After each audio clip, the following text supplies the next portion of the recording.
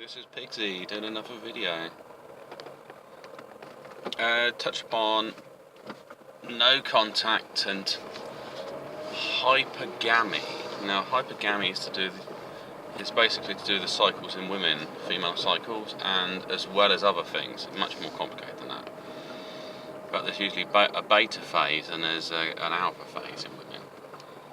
And so, as a result, they're sometimes more attracted to different guys at different times. And so they may want different things from you, but the only problem is they might not ask for it. So this is why it's almost the free brains, because it's what their womb's telling them, and it's the relationship they have with their womb, how healthy a woman's hormone balance will affect how in tune you are. Which is just no different than anything else in your body. You know, if you're out of sync with something, it's going to play a key role. And so behaviour may change as well, and they don't realise it, like dressing different. And it depends on the point of the ovulation cycle.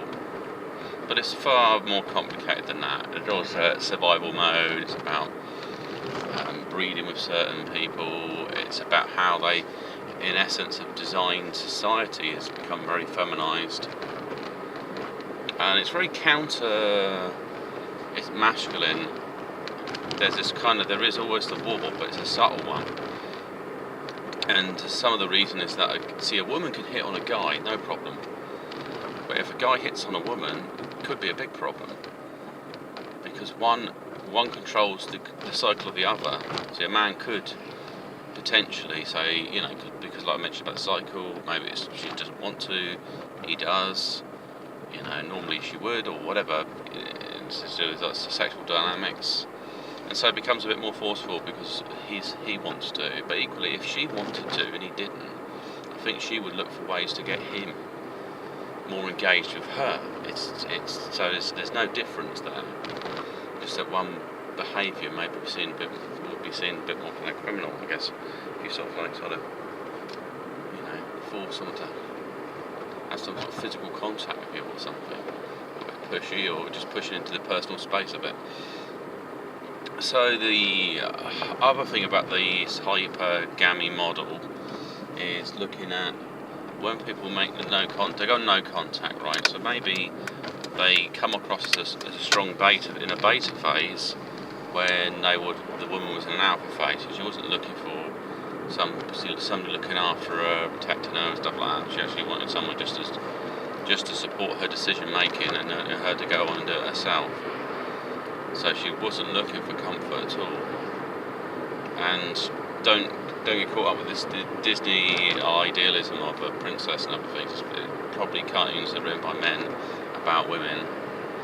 And some women think it's sweet that they're sort of treated in a high regards, but they don't as well. They think they would like to be seen as equal, or they like the person to see them as lesser than equal, so that they have a challenge to work against. They don't want to be instant access. Men are not so difficult to make these decision making. So I don't know what it'd be like if they're a beta woman in some way or something. This is kind of a generic model of sorts. It doesn't necessarily fit. Not all people. They might have a mixture of traits from one and the other. So it's not really so clear cut. And it comes back to you end up in no contact because maybe the rhythms were out. You were off script, and they had changed for that period of time, and then they think, I don't want anything to do with it. That's the alpha. You wouldn't be able to apologise to the alpha. But the beta stage would be. It depends. I don't know. It's a bit more complicated with people anyway. But behaviour differences may be down to that, and there's nothing you can do about it, and there's no point talking about it. Because you'll just get a woman really angry if you start sort of saying, well, your kind of hormones are different this time of the month, or something stupid like that, because it would just get you clocked, basically. But men have got their own rhythms, so it's worth exploring what they are in men. I mean, men tend to be available all the time, really, to a certain degree sexually, but women aren't. They don't always want to be, so they may get involved at different levels. Like, they might want something romantic, they don't mind, or they might actually just want that sexual engagement. it's a bit like some dating profiles. Women say they like gentle sex, they like rough sex. So you're thinking, well, which sex do you want? You just sort of mix it up. But what they're telling you is that at different stages they would like it, which is a bit more complicated. So what stage is to, you know, do they want lots of cuddles, massage, or what do they want? So it varies. I mean, this is just one perspective.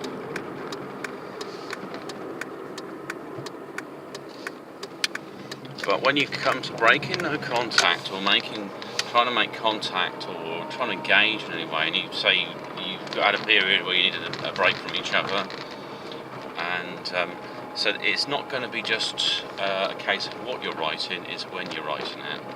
It's likely if you wrote a letter though, it would sit there until the woman is at the stage where she would want to engage with it, or she would destroy it. You know, if it came in at the wrong time, look at it and think, what's this rubbish?